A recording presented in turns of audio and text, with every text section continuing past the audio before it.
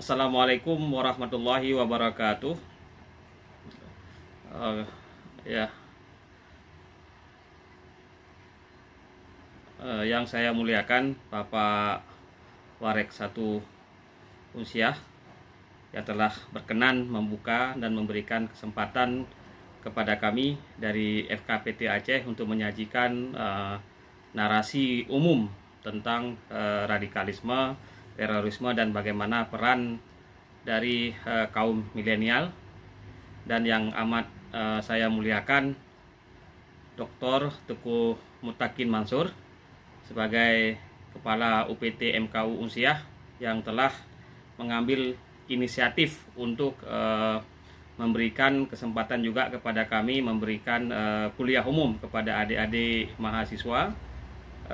Ini kesempatan yang sangat jarang bagi saya, dan tadi saya screen, ternyata ada beberapa dosen juga yang masuk dalam acara kita hari ini. Dan saya mohon Pak Dr. Teguh Mutakin Mansur, boleh saya share screen Pak Dokter?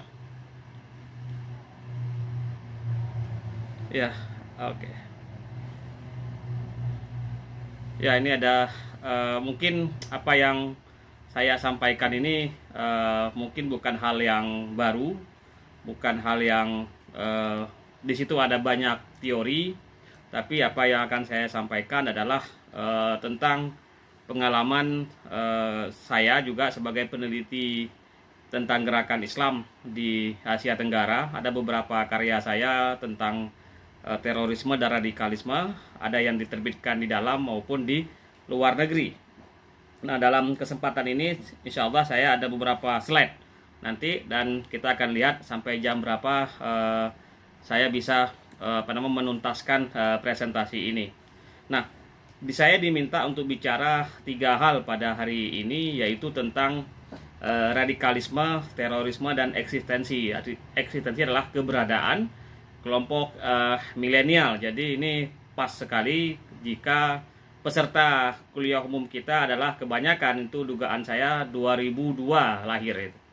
Karena mereka baru masuk kuliah tahun ini atau 2001. Nah, saya akan mulai tentang presentasi paparan saya ini tentang apa sebenarnya dan bagaimana cara kita memahami isu radikalisme. Jadi radikalisme itu dari kata radik, akar. Jadi di Malaysia itu ada istilah kopi radik. Jadi karena Pak Dr. Teguh Mutakin Mansur pernah di Malaysia, di UKM, tentu paham bagaimana rasa kopi radik. Jadi radikalisme itu jadi kembali ke akar. Nah, kembali ke akar ini artinya dia ingin mengembalikan pada sesuatu yang ada pada dasar yang dia dapatkan pada awalnya. Misalnya ada beberapa kelompok ingin kembali pada era di mana pada masa di Arab. Nah, di sini ada 4 hal. Kalau kita ingin pelajari tentang radikalisme, kita bisa mempelajari tentang pemikiran. Jadi ada sekian banyak pemikiran yang berkembang dalam kajian radikalisme. Ada orang mengatakan juga istilah fundamentalisme, ada juga yang mengatakan dengan istilah ekstremisme, dan ada beberapa istilah yang digunakan untuk mengkaji dan meneliti tentang konsep radikalisme. Jadi nanti akan kita diskusikan lebih dalam lagi bagaimana genealogi pemikiran radikalisme. Di samping radikalisme, kita juga bisa mengkaji tentang kelompok. Kelompok ini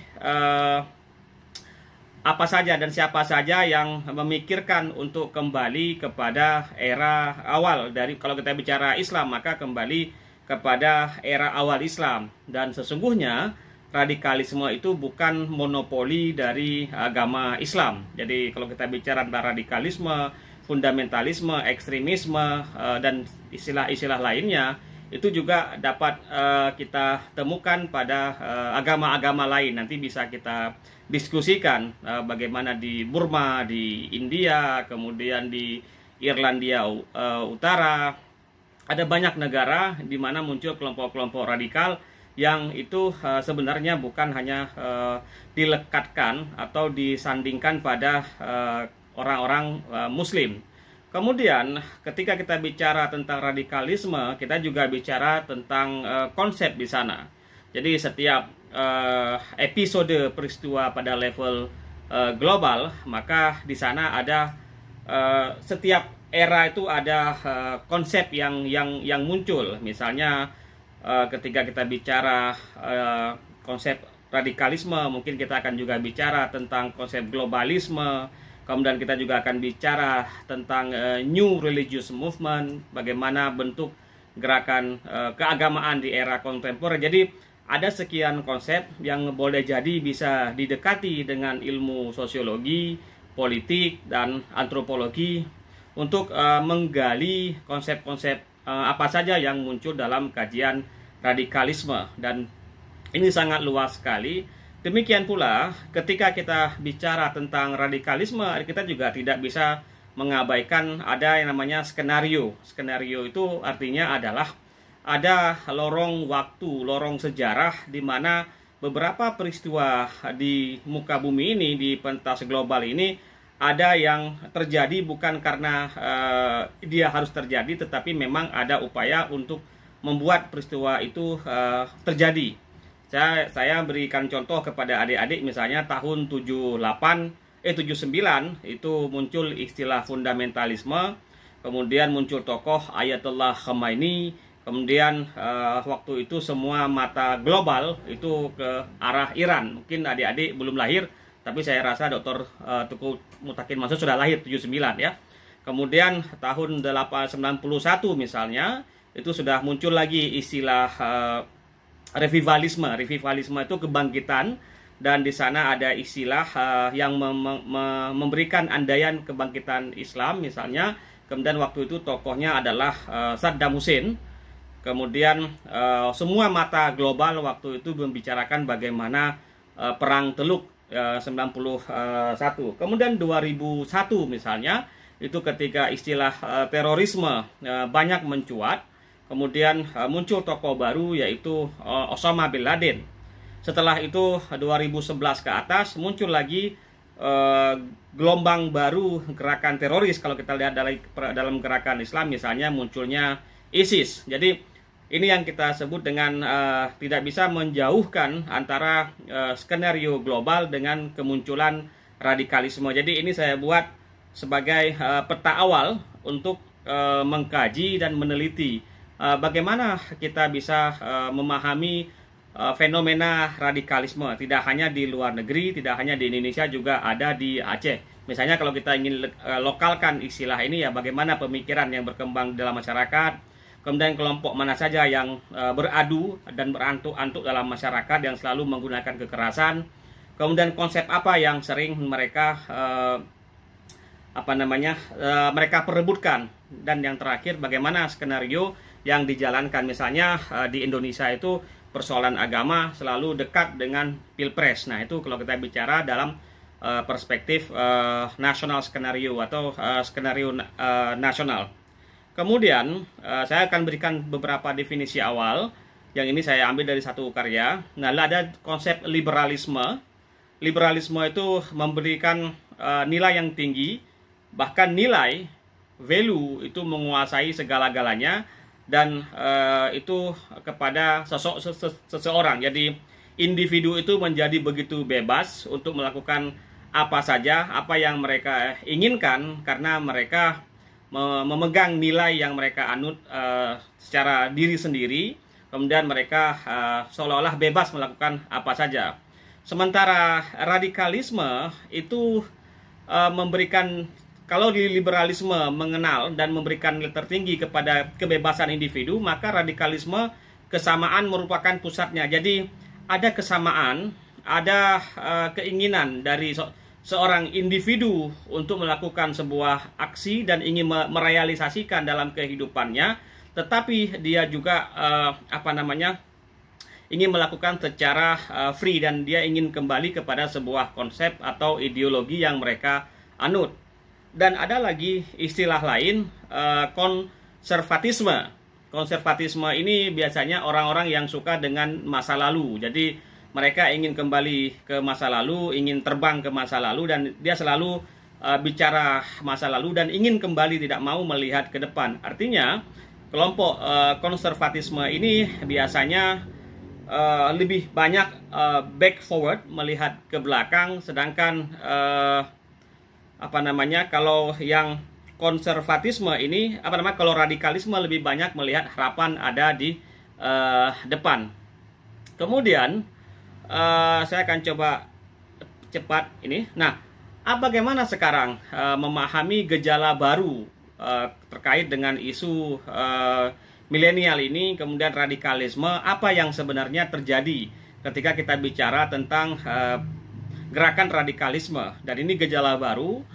Pertama yang muncul adalah hari ini yang menyebabkan itu munculnya virtual radicalism atau radikalisme di alam virtual, karena ini banyak menjadi targetnya adalah generasi milenial, adalah pengetahuan agama yang berbasiskan Internet of Mind dan Internet of Things. Jadi kebiasaan menggantungkan pengetahuan dari digital, kemudian dia menjadikan internet atau digital alam maya sebagai source of knowledge, source of religious knowledge, sumber pengetahuan agama mereka, sehingga mereka tidak lagi mempelajari agama, mempelajari pengalaman spiritual mereka seperti pola-pola tradisional.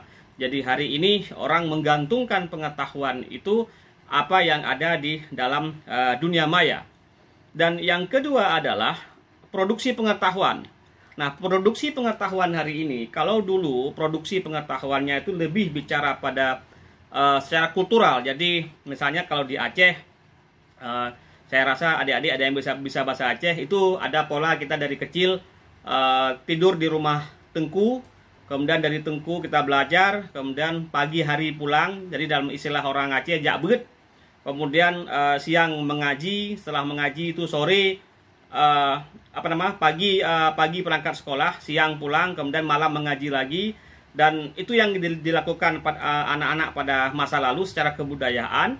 Dan mereka setelah itu pergi belajar mengaji ke beberapa madrasah. Jadi ada persoalan mereka mempelajari agama itu secara face to face, atau tidak kemudian belajar pola sekarang, yaitu lebih secara populer. Nah, populer ini apa? Kita mengkonsumsi pengetahuan agama ini berdasarkan orang yang terkenal di alam maya.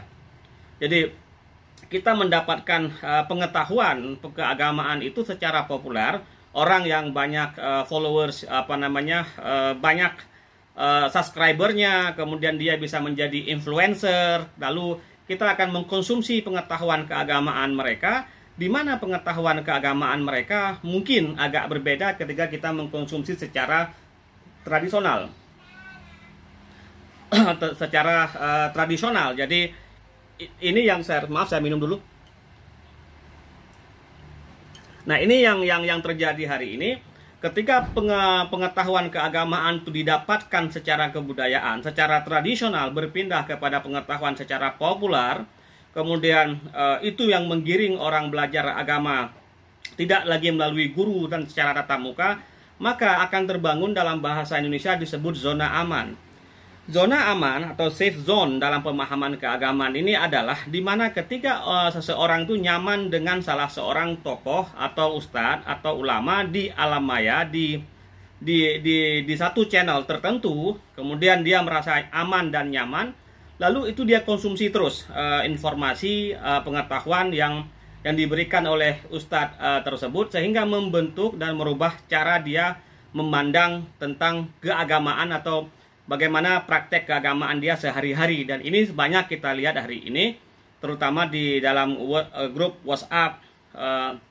Banyak orang yang membuat grup, kemudian ada grup yang berzikir, ada grup yang sholat subuh berjamaah. Jadi semua dia buat grup, dan orang-orang yang sepaham di situ kemudian membangun paradigma cara berpikir untuk membentengi grupnya dari kelompok-kelompok lain. Dan ini yang perlu adik-adik sadari, bahwasanya persoalan zona aman dalam pemahaman keagamaan dalam era kekinian, terutama yang dikonsumsi oleh kelompok milenial itu tidak terkontrol lagi. Maksudnya adalah tidak ada upaya bagaimana mengklarifikasi atau mendiskusikan berbagai konsep secara face to face, secara direct, secara langsung kepada guru, kepada ustadz, kepada orang yang memiliki otoritas atau yang memiliki kemampuan untuk menjelaskan persoalan keagamaan.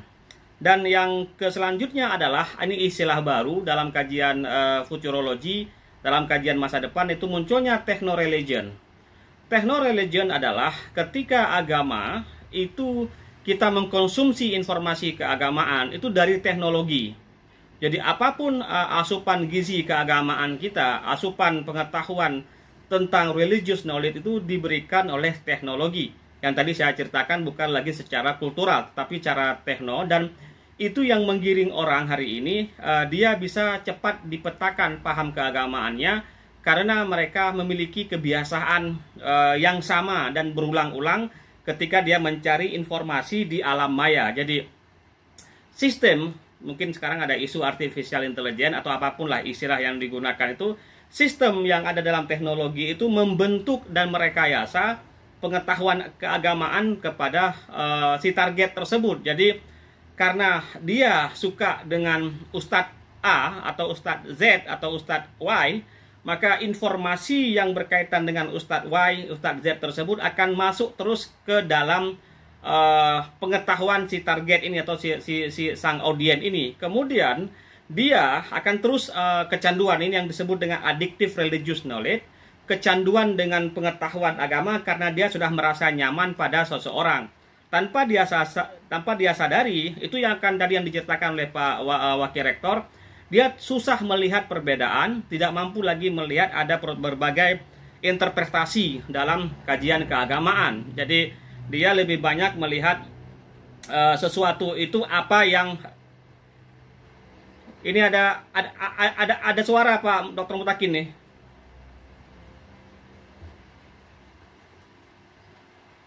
Tolong di iya. Oke. Oke. Jadi techno religion ini diprediksi akan menjadi tren baru.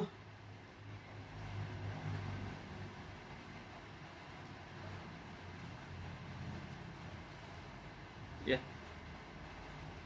Nah, terima kasih Pak Warek. Nah, techno religion inilah yang produk akhir dari sistem pengetahuan yang dibangun dari Internet of Mind dan Internet of Things ini masuk kepada jiwa seseorang. Nah, dalam buku Masa Depan Dunia yang jilid 2 itu saya kaji bagaimana kemudian Internet of Mind dan Internet of Things ini merubah perilaku cara berpikir dan juga perilaku dalam kesadaran mereka. Jadi consciousness, kesadaran seseorang itu bukan lagi diberikan asupannya itu apa yang terjadi di sekitarnya oleh orang-orang terdekat di sampingnya, tetapi terjadi karena habit dia, kebiasaan dia dalam berselancar dalam dunia maya. Dan ini yang terjadi hari ini, saya rasa yang menyebabkan nanti ada sebuah istilah baru, homegrown terrorism.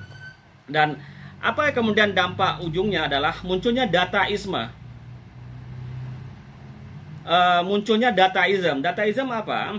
Orang kemudian akan menyembah data. Ini bisa dibaca dalam beberapa buku terbaru tentang kemunculan dataisme. Jadi big data itu menjadi quote and quote itu menjadi Tuhan baru di alam maya. Jadi orang merelay, dia menyandarkan pengetahuan, menyandarkan perilaku dia, kesadaran dia pada persoalan dataisme. Dan ini saya rasa menjadi masalah besar, terutama kepada anak-anak milenial yang kelahiran 2010 ke atas.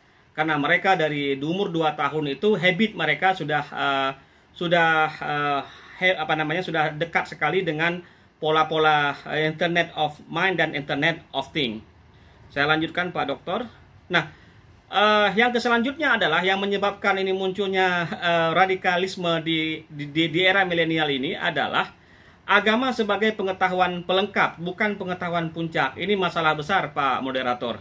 Jadi orang belajar agama itu seperti beli obat di di apotik.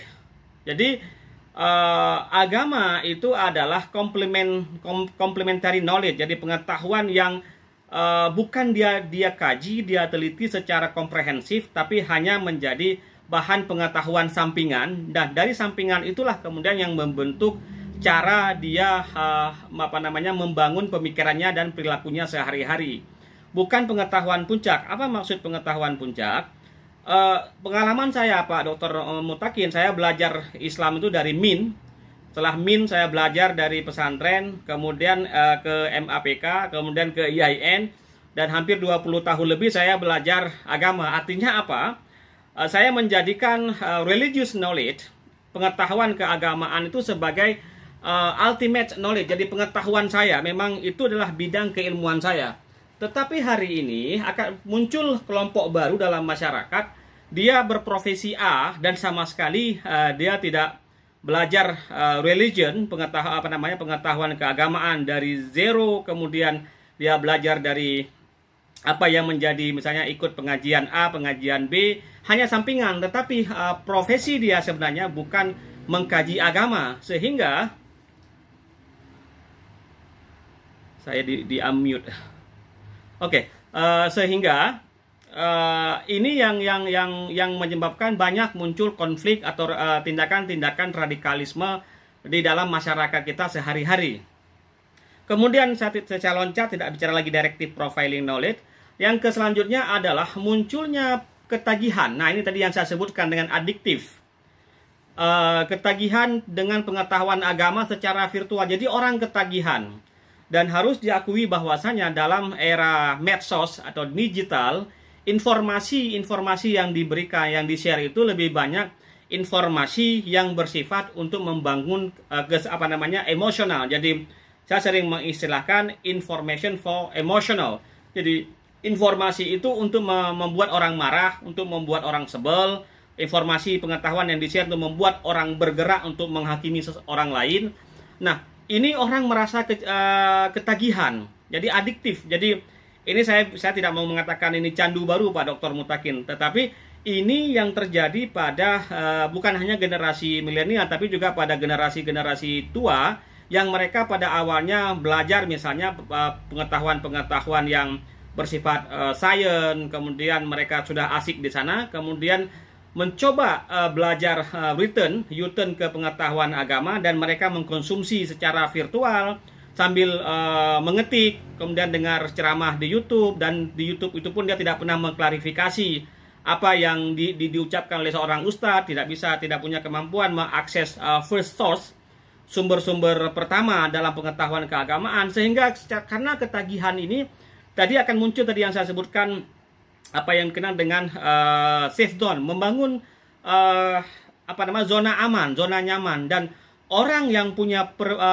pengetahuan keagamaan, informasi keagamaan yang berbeda dengan dirinya itu dianggap orang lain, dianggap sebagai enemy, dan disitulah muncul gejala awal dalam kajian radikalisme, yaitu apa yang disebut dengan intolerance. Jadi intoleransi itu karena tidak bisa membuka dirinya pada berbagai informasi dan pengetahuan keagamaan, kemudian dia bukan berprofesi sebagai seorang yang meneliti religious studies, tetapi menjadikan pengetahuan agama sebagai bahan sampingan untuk berdebat, bahan sampingan untuk diskusi di WA, bahan sampingan untuk berceramah, kemudian dilalah dipanggil sebagai seorang ustadz. Karena dia seorang selebriti, orang influencer, maka banyak orang mendengar. Padahal kalau kita inginkan pengetahuan keagamaan, maka pelajarilah dari sumber yang otoritatif, kemudian belajar pada orang yang betul-betul dia mendalami studi keagamaan, kemudian juga di sana ada berbagai bidang keilmuan. Nah, yang selanjutnya adalah munculnya produksi musuh. Ini tadi radikalisme, intoleran. Orang memproduksi musuh di dalam internal mereka. Ini di Aceh luar biasa banyak produksi musuh ini. Jadi orang merasa memiliki musuh karena berbeda cara mendapatkan pengetahuan agama, berbeda menerima pengetahuan agama, berbeda dia mengikut majelis, sehingga orang di luar dia itu menjadi musuh dan bahkan harus dikejar sampai kemudian ada yang harus berdarah-darah. Ini tadi yang saya ceritakan Pak Dr. Mutakin, dari gejala intoleran kemudian memunculkan radikalisme. Jadi ini sudah begitu sudah produksi musuh, ini sudah radikalisme. Sudah dia memiliki sebuah isme, keyakinan bahwasanya kalau bukan yang seperti dia maka semuanya harus dimusuhi. Dan ini banyak dalam masyarakat, bahkan di kampus-kampus itu sering muncul kelompok-kelompok diskusi keagamaan yang sangat tertutup, tidak mau membuka diri dan hanya mempelajari pada satu pintu saja. Makanya dulu waktu saya S1 di Jogja, kami itu ada prodi atau program studi namanya perbandingan mazhab dan hukum, atau yang disebut dengan dalam bahasa Inggris Comparative of Islamic Legal Thought. Jadi kami dilatih untuk mempelajari berbagai aliran pemikiran dalam Islam. Jadi A, B, C sampai kami pelajari. Tetapi dari sisi ibadah kami tetap apa yang kami yakini. Tapi pada diskusi religious knowledge, religious diskursus keagamaan, diskusi keagamaan itu kita bisa terbuka dengan siapapun dan tidak merasa punya musuh. Nah, ini yang susah sekali dibangun dalam masyarakat hari ini. Ketika tadi saya ulangi lagi di sini,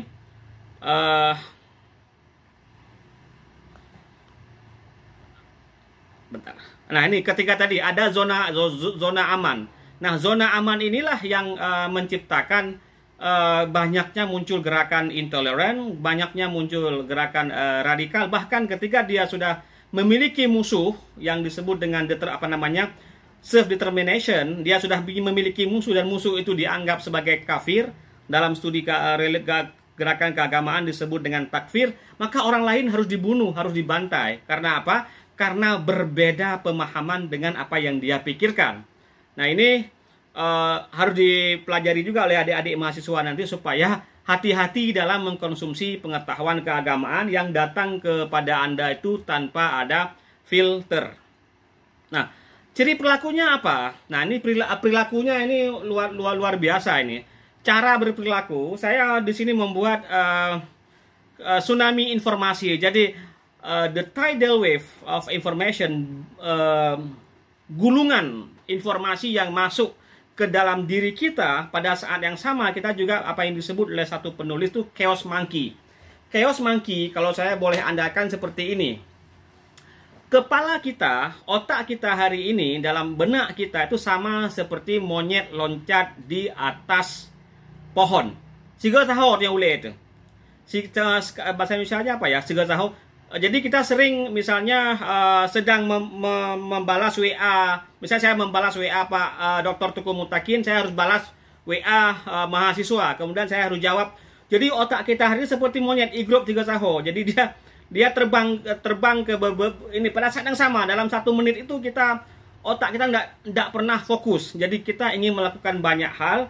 Persis dalam judul buku ini adalah bagaimana kemudian tangan pikiran kita itu adalah tidak pernah berhenti. Ini yang diistilahkan oleh salah seorang penulis pakar digital ini, yaitu chaos monkey. Jadi chaos monkey ini fenomena baru di kalangan milenial ketika kita sambil makan, sambil kita ingin menikmati makanan enak apa tidak, tapi tangan kita membaca isi WA.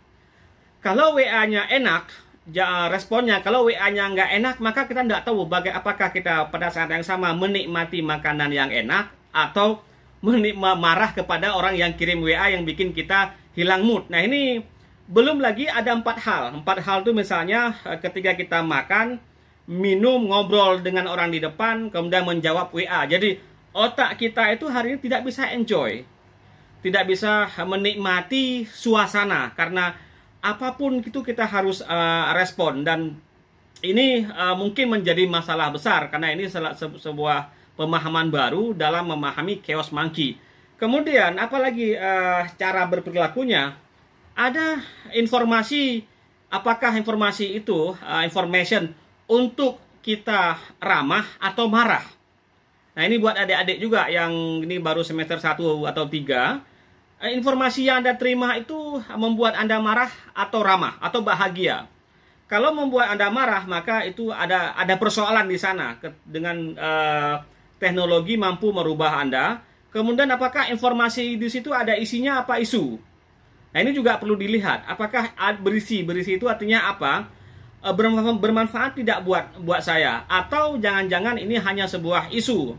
Ini kemarin saya ada seorang kawan yang mengatakan tentang bagaimana mengkonsumsi informasi yang benar dan mengkonsumsi informasi yang dimanfaatkan untuk benar.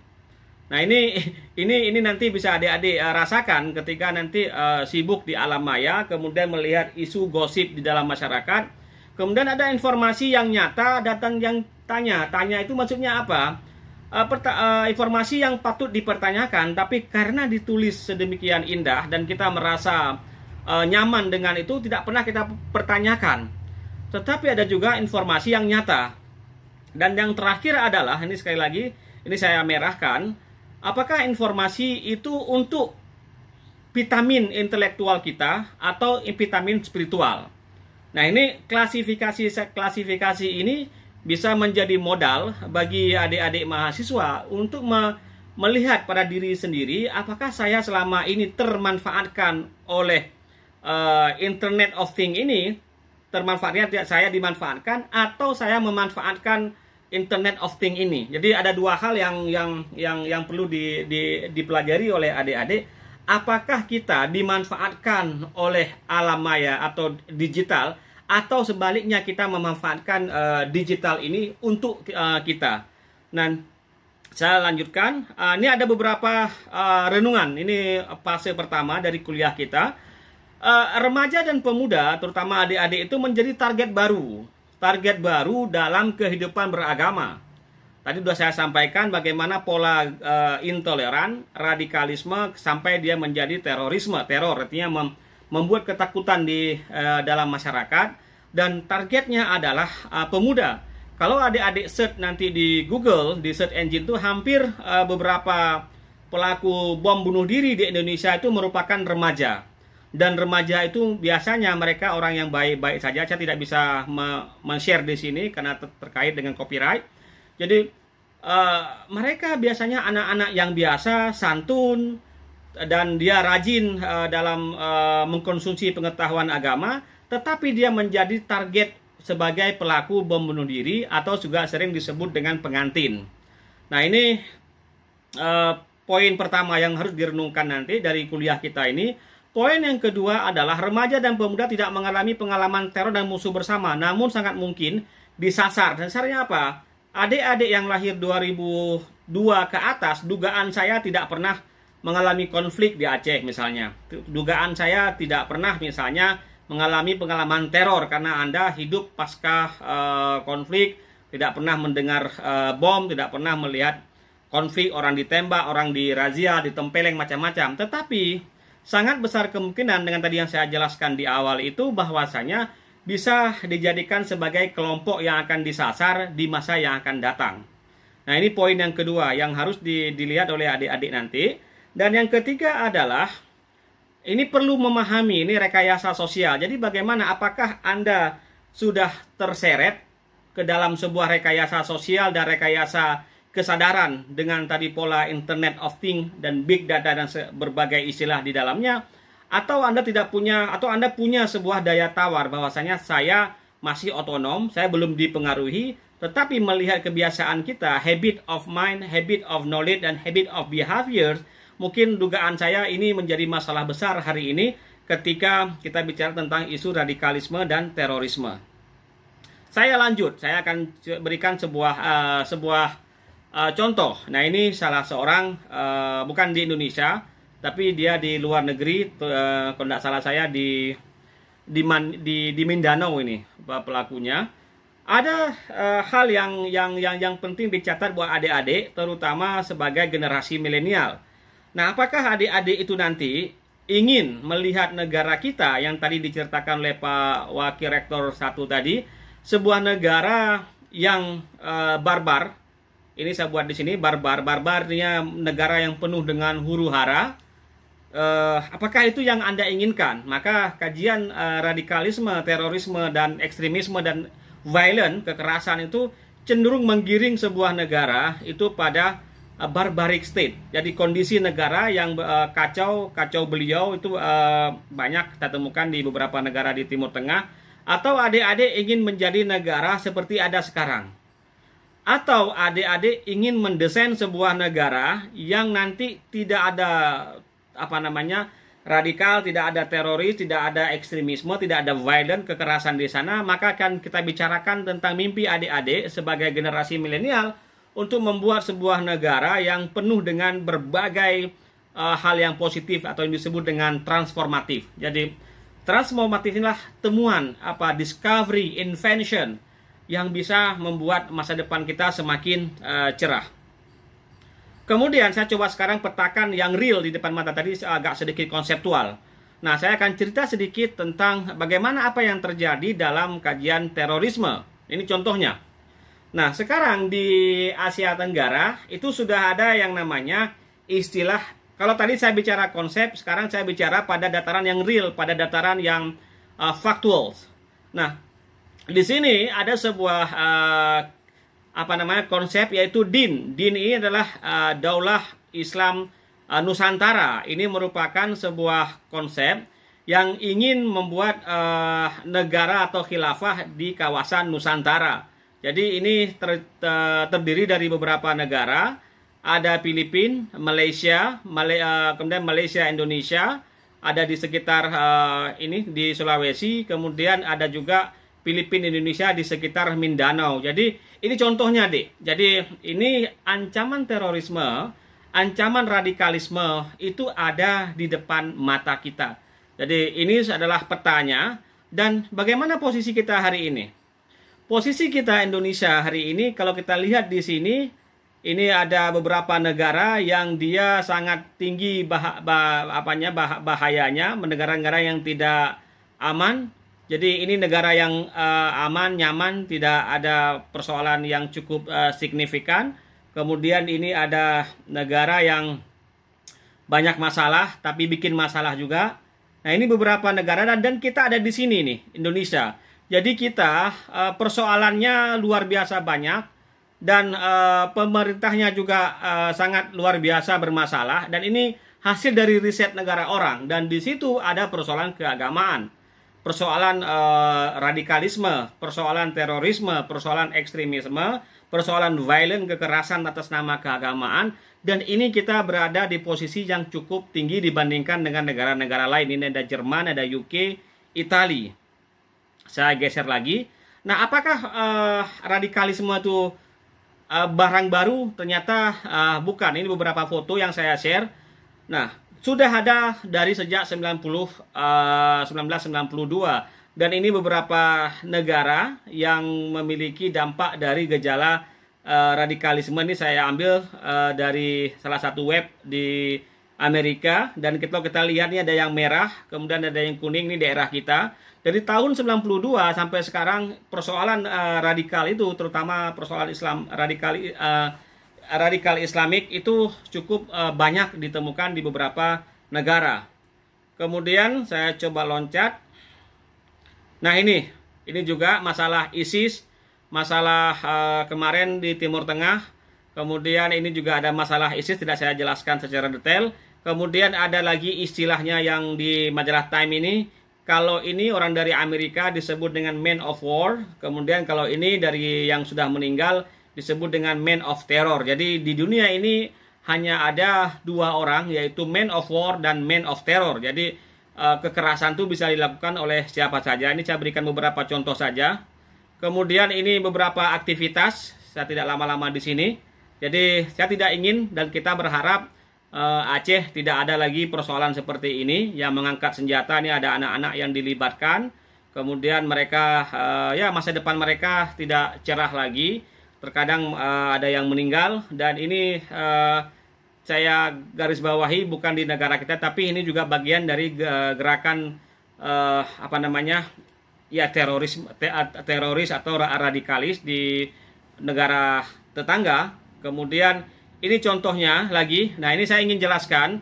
Ini beberapa orang, tetapi yang terpapar radikalisme ternyata bukan hanya anak-anak atau bukan hanya remaja, ibu-ibu, tapi juga dosen.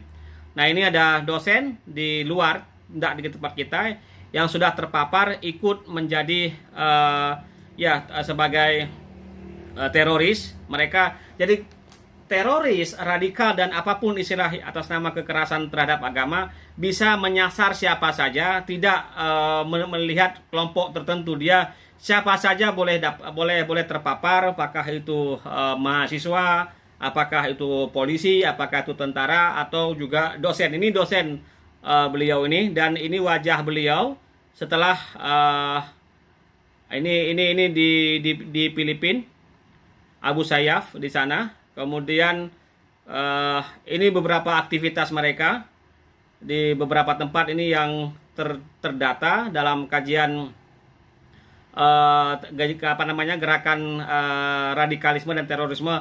Maaf adik-adik saya dan bapak ibu di usia, saya memang kajian saya gerakan Islam atau Islamic Movement di Asia Tenggara. Jadi saya mohon maaf kalau saya bicara pada level Asia Tenggara.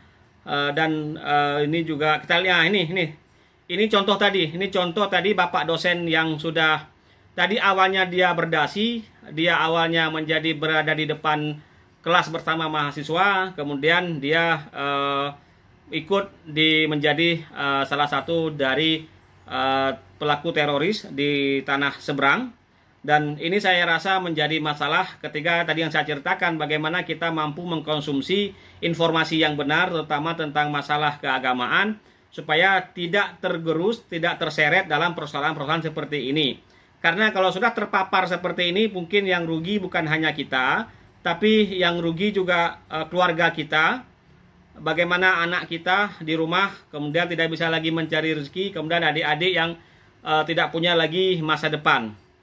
Ini beberapa foto, kemudian saya akan loncat ke sini. Nah, ini yang penting sekali, yang ingin ini yang penting sekali yang mau saya jelaskan buat adik-adik karena sekarang semuanya daring.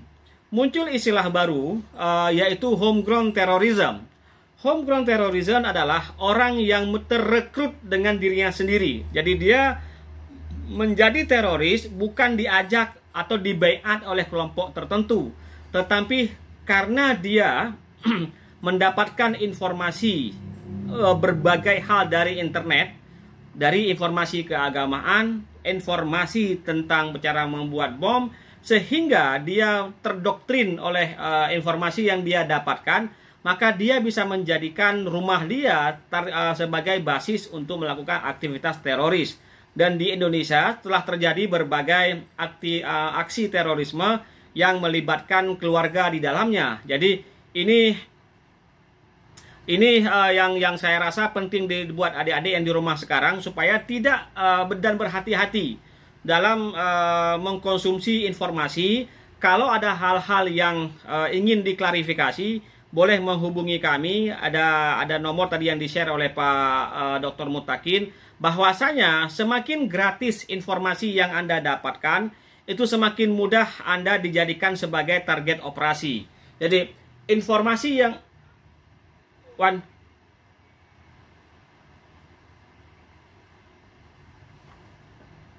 yang di show semua begini, begini ya. Dapat ya. Ini sudah mau habis Pak Dokter. Jadi semakin gratis informasi yang Anda dapatkan, semakin mudah. Oke, saya share tadi ya. Ini beberapa tadi, ini saya jelaskan nanti. Tadi yang foto tadi. Ini ada beberapa foto yang dia diduga kuat menjadi bagian dari ISIS. Hanya beberapa, kayak belum saya share yang asli Pak Dokter ya. Karena ini terkait dengan keamanan juga. Ini beberapa tempat yang ada gerakan-gerakan itu. Dan sesungguhnya dan ini tadi yang foto Bapak dosen tadi nih. Ini Bapak dosen, Pak. Ini kawan saya di Malaysia, Pak Mutakin. Tadi yang saya ceritakan, dia ikut terpapar, kemudian sekarang terakhir saya dengar dia sudah seperti ini. Jadi ini sekali lagi saya ulangi, siapapun bisa menjadi target dalam persoalan radikalisme dan terorisme. Dan di sini ibu perempuan, wanita itu paling sering menjadi target dari pengrekrutan, baik pengrekrutan yang tadi yang model biasa dan juga model yang di rumah tadi. Jadi kalau kita lihat kemarin kejadian bom di Surabaya misalnya, satu keluarga terlibat, ibu, anak, Karena itu peran ibu, peran wanita sangat ditunggu dalam menghadapi persoalan homegrown terrorism. Karena banyak muncul terorisme hari ini, mereka yang melakukan apa disebut dalam bahasa Inggris lone wolf. Jadi mereka sudah terpapar dan mengkonsumsi informasi dari internet, kemudian mencari target. Dan ini juga yang terjadi baru-baru ini di Selandia Baru, kalau tidak salah saya, ketika terjadi penyerangan terhadap umat Islam di salah satu masjid di Selandia Baru. Dan kemudian apa yang menarik dari paparan hubungan antara radikalisme milenial, informasi tadi itu yang dikunyah, kenapa itu menjadi penting? Nah, ini diskusi, sorry tadi saya pakai bahasa Inggris. Ini yang menjadi masalah besar hari ini. Masalahnya adalah jangan-jangan kita menjadi pelaku teror pada saat kita sudah menjadi robot. Robot ini maksud saya adalah robot become human atau human become robot. Apakah robot menjadi manusia atau manusia menjadi robot? Apa maksudnya di sini? Karena terjadinya hubungan pemikiran secara cepat, yaitu hyper mind connected ini, sudah muncul sebuah kelompok masyarakat yang dia lebih cepat berhubungan secara pemikiran. Karena kita cepat merespon segala sesuatu, maka otak kita, perilaku kita persis seperti robot. Kemudian yang kedua adalah munculnya habit become a product. Habit itulah kebiasaan. Kebiasaan kita. Contohnya seperti ini. Saya akan kasih satu pengalaman saya, Pak Dr. Teguh Mutakin. Di salah satu negara, karena nilai tidak saya sebutkan negaranya, itu kita paling suka nge-like status orang di Facebook. Nah, buat adik-adik saya, adik-adik mahasiswa saya di usia dan para pemirsa, hati-hati ini ketika men-like. Mungkin like itu untuk produk, tetapi begitu kita dan Anda like status orang yang berhubungan dengan radikalisme, dengan persoalan terorisme, maka Anda itu akan disasar. Jadi ada sebuah sistem dalam surveillance itu yang akan melacak siapa Anda ketika men-like sebuah status. Dan saya rasa di Indonesia ini juga sedang dikembangkan dan saya rasa sudah berjalan, memonitor setiap orang yang meng-like, mengkomen di media sosial. Karena apa? Karena hari ini like, share, apalagi dengan istilah itu menjadi semacam produk, dan produk ini bisa dikaitkan dengan persoalan radikal dan teroris. Kemudian ada lagi masalah yang hari ini terjadi adalah reputation. Reputation adalah reputasi. Jadi anak-anak milenial ini dalam umur yang sangat masih muda, dia menjadi seorang jutawan, kemudian dia menjadi influencer, kemudian apa yang dia ungkapkan, yang dia lakukan itu bisa memberikan pengaruh kepada orang lain. Dan di sana dia melakukan self marketing, melakukan proses marketing dirinya sendiri, dan ini juga bisa mempengaruhi pada pemahaman keagamaan. Contohnya adalah ketika seseorang yang memiliki jumlah follower banyak, ratusan jutaan, kemudian apa yang dia lakukan menjadi contoh bagi anak-anak remaja, pemuda atau siapapun lah kelompok masyarakat, maka ini akan menjadi masalah besar. Masalah mungkin kita tidak lihat dalam perspektif yang lain, tapi perspektif dalam kajian gerakan keislaman, gerakan keagamaan, persoalan reputation dan self marketing ini menjadi persoalan yang cukup krusial. Contohnya begini, seorang ustadz yang banyak jumlah subscribernya, followernya jutaan, sehingga dia memiliki reputasi yang amat besar dalam masyarakat, maka apapun yang dia ungkapkan itu menjadi sesuatu yang holy, yang suci. Nah ini ya Pak Dr. Mutakin yang perlu dilihat. Apakah dan bagaimana cara kita menghadapi ketika orang yang memang dia memiliki reputasi yang cukup tinggi dalam masyarakat, kemudian apapun yang dia ungkapkan bisa menjadi viral, menjadi sebuah, saya tidak mengatakan itu sudah sampai kepada kalam yang sangat suci, tetapi ini orang-orang yang memiliki peran yang cukup besar dalam merubah perilaku dan cara rekayasa kesadaran masyarakat. Kemudian yang terakhir adalah perubahan landscape kebudayaan. Nah tadi yang saya ceritakan di awal, berubah pola kebudayaan masyarakat ini, cara berpikir dalam memaknai sesuatu ini sudah berubah, maka yang terjadi adalah perubahan ini bisa berdampak pada spiritual. Jadi karena persoalan spiritual, intelektual sudah digenerate dengan sistem yang sangat otomatis, maka sangat boleh jadi ini juga akan membuat growing, bertambahnya perilaku-perilaku yang bersifat radikal dan terorisme. Dan ini yang slide saya terakhir, Pak Dr. Mutakin, sudah hampir 1 jam saya bicara tentang hati-hati dengan kemunculan agama baru, di mana targetnya adalah anak-anak, remaja, generasi milenial, terutama adik-adik yang baru masuk kuliah ini. Ketika Anda 26 jam dengan medsos, tidur jam, biasanya sekarang juga ada tren baru, game chip-chip, dan banyak sekali. Jadi ini hati-hati ketika itu nanti berubah perilaku Anda. Dan tentang persoalan dataisme dan perilaku keagamaan ini ditentukan oleh kuota internet hari ini, Pak Dr. Mutakin. Ini juga perlu dilihat juga ini. Bagaimana perilaku keagamaan hari ini sangat dipengaruhi oleh, saya bilang ini sebuah andaian saja, kuota internet. Kemudian tren radikalisme ini, terorisme dan apakah berkembang pesat di kalangan generasi milenial. Jadi ini yang menjadi masalah besar hari ini. Apakah generasi milenial ini mampu bertahan, karena mereka ini sedang menanjak dari remaja menjadi pemuda. Kemudian yang terakhir adalah perlu cara baru dalam memandang persoalan dan perubahan dunia. Demikian Pak Dr. Mutakin, saya rasa paparan saya. Saya mohon maaf jika ada salah kata, salah ucap. Saya sudah bicara sekitar hampir 1 jam. Demikian akhirul kalam. Assalamualaikum warahmatullahi wabarakatuh.